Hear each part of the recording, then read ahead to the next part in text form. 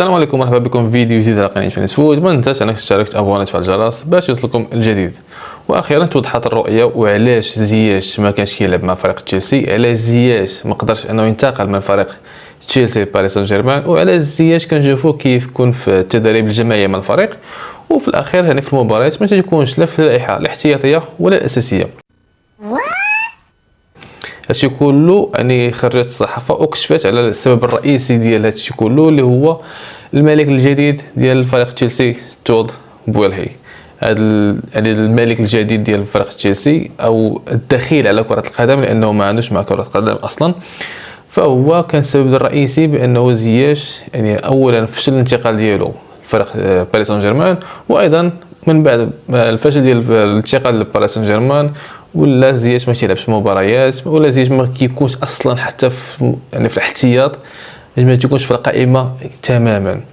فكما كنعرفوا ان الانتقال ديالو يعني كان في الساعات الاخيره ديال الميركاتو الشتوي اللي فات، وعرفنا المجريات كيف ما كان انه كيصيفطوا لهم يعني وثائق خاطئه ثلاثه المرات وتشيلسي قالوا انهم لا كان عندهم بزاف ديال الانتقالات ديال اللاعبين ديالهم، داكشي علاش كانوا يرسلوا يعني داكشي خاطئ. ولكن دابا تكشفات علاش المشكل كامل كان انه تود بويلهي الملك الجديد ديال نادي تشيلسي ما عجبوش الحال علاش زياش يمشي لباريس او يمشي لباريس ويتسنى تما باش يدوز الفحوص، يعني الفحوصات الطبيه ديالو باش يكمل الانتقال ديالو لباريس سان جيرمان، اللي اعتبره هو كانه يعني اعتبره يعني كاهانه للفريق تشيلسي، واهانه ليه حتى هو بما انه هو يعني الملك ديال فريق تشيلسي.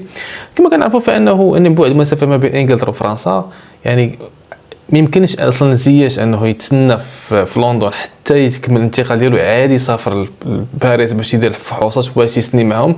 فبالتالي انه مشى يعني لباريس يعني تسهيل الامور فقط. يعني فاش يكون اللاعب باغي ينتقل وحتى النادي باغي اللاعب ينتقل، فتكون يعني الامور يعني سهله جدا، ما يكونش فيها شي امور معقده، لانهم عندهم نفس الهدف انه اللاعب يخرج من الفريق. فهادشي ما كانش مع هذا الملك الجديد اللي كما قلت لكم يعني داخل على كره القدم، ما عارفش كيفاش يعني تسير الامور في كره القدم.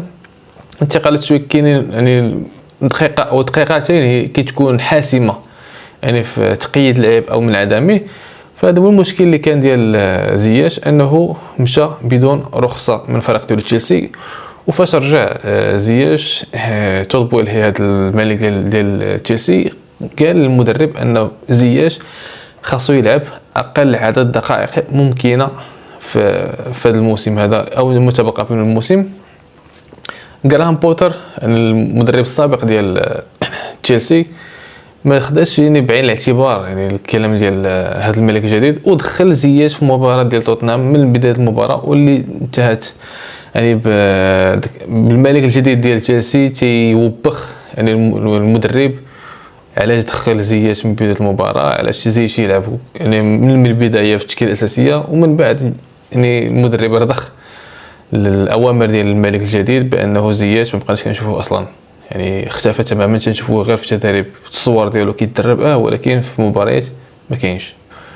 وهذا مشكر يعني العلم ديالو بكره القدم او كره القدم الاوروبيه او العالميه يعني يمكن صفر، انه كان كيسحاب ليه انه محمد صلاح يعني ولد تشيلسي، يعني كان كيلعب في الزنقه ديال لندن السيد جاي من مصر.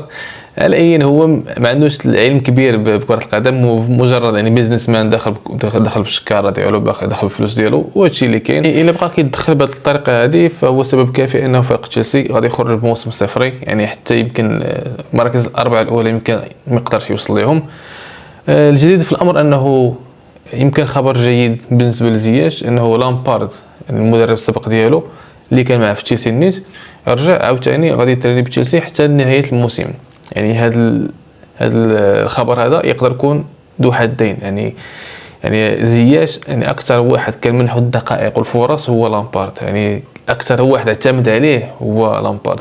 يعني الفتره اللي تالق فيها زياش كانت مع لامبارد كان عليه واحد الفضل كبير على زياش، اللي كان هو اصلا هو المدرب اللي جاب زياش، اللي كان شافوا يعني في مباراه ديالهم ضد اياكس في الشامبيونز ليغ وعجبو الطريقه ديال زياش، وهو اللي كان جابو وكان كيعتمد عليه بواحد الصوره كبيره بزاف، وكانت يعني عطى واحد الانطباع كبير بالنسبه للبطوله الانجليزيه. ولكن السؤال كيبقى واش لامبارد غادي يبقى على نفس النهج ونفس الطريقه ديال التعامل ديالو مع زياش، او غادي حتى هو غادي يرضخ يعني الاوامر ديال الاداره والمالك الجديد ديال تشيلسي، ونقدروا عاوتاني نشوفوا زياش منبوذ مجددا. يعني اذا دخل الاداره فعلى زياش انه يكون عارف شنو خاصو يدير هنا، هو الخروج من تشيلسي باقرب وقت ممكن، لان يعني المشكل ديالو ما بقاش مشكل ديال المدرب او تكتيك او خطه، لا، ولا مشكل يعني بصوره يعني مباشره مع الملك النادي مع الاداره. فبالتالي فالخروج من النادي هو احسن يعني حل بالنسبه ليه. ماشي مهم يعني الوجهه كيف فين غادي تكون، على الاقل تكون يعني في الدوريات الاوروبيه الخمسه الكبرى باش يبقى يعني يحافظ على المكانه ديالو حتى في المنتخب الوطني المغربي. وبطبيعه الحال باش يلعب يعني دقائق او يعني اكبر، يعني زياش وصل 30 عام، يعني فاش تعرفوا اللاعب يوصل 30 عام ما تيبقاش عنده واحد الحيز كبير فين غادي يزيد يلعب عاوتاني. وفي خبر اخر يعني في اخر خرجات ديال الصحافه يعني كتقول ان زلزولي اشترط على اداره برشلونه انه الا بغى يعني يرجع ويكمل معاهم فهو كيشترط انه يلعب يعني كاساسي. نعم، إنها المخدرة.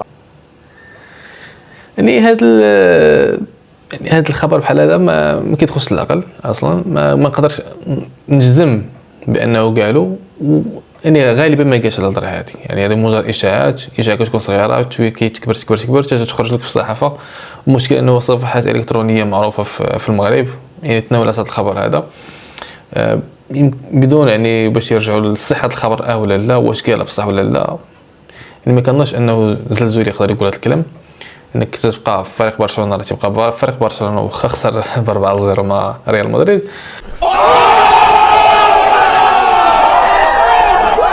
يعني وكنقولوا ان هذا برشلونه ماشي اوساسونا، يعني ما يمكنلكش تمشي عند برشلونه وتقول لهم لا غادي نلعب معكم اساسي ولا ما نجيش نلعب، يعني ما كايناش باش تكونوا فاهمين عليها. وهو اصلا ولد برشلونه فما يمكنش انه يعني يشترط على الشروط على الفريق ديالو، الفريق الام ديالو.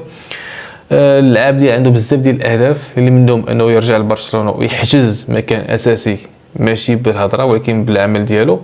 يعني ياخذها يعني ماشي حيت اشترط عليهم، ولكن حيت تيستحق انه يكون اساسي. وايضا يعني من الاهداف ديالو انه يكون في تشكيله يعني التشكيله اللي غادي تكون غدا كاس افريقيا ديال الكوت ديفوار. وبالتالي فكنظنش ان اللاعب قدر يغامر يعني بتصريحات يعني غير محسوبه بحال هذه اللي تقدر تاثر عليه على المسار ديالو لا مع المنتخب ولا مع برشلونه. وكنظن انه غالبا ما كانش الهضره هذه، وهي مجرد يعني اشاعات لا اكثر ولا اقل. اما بالنسبه للمنتخب المغربي فحافظ على المرتبه ديالو في التصنيف الدولي للمنتخبات، يعني المرتبه 11 اللي كنا خديناها من بعد كاس العالم. يعني واحد المرتبه خلتنا مع الصفوه الكبار في العالم، يعني اول افريقيا وعربيا. يعني بطبيعه الحال المكانه ديال المنتخب المغربي الان ولات في واحد المكان واحد اخر، ما بقيناش تابعين ولكن ولينا من الاوائل يعني على رؤوس المجموعات. بطبيعه الحال مازال نقدروا ندخلوا العشر الاوائل، بقى قدامنا يعني بزاف ديال المناسبات ومباريات وخصوصا كاس افريقيا قادمه يعني بطريقه كبيره او بنسبه كبيره الى ربحنا كاس افريقيا الجايه، فاكيد اننا غادي نكونوا من العشره الاوائل في العالم. هادشي اللي كان هذا النهار هذا. ما تنسوا انكم تشتركوا وتابوناو وتفعلوا الجرس، ومن هنا فيديو ان شاء الله خليكم على خير. السلام عليكم.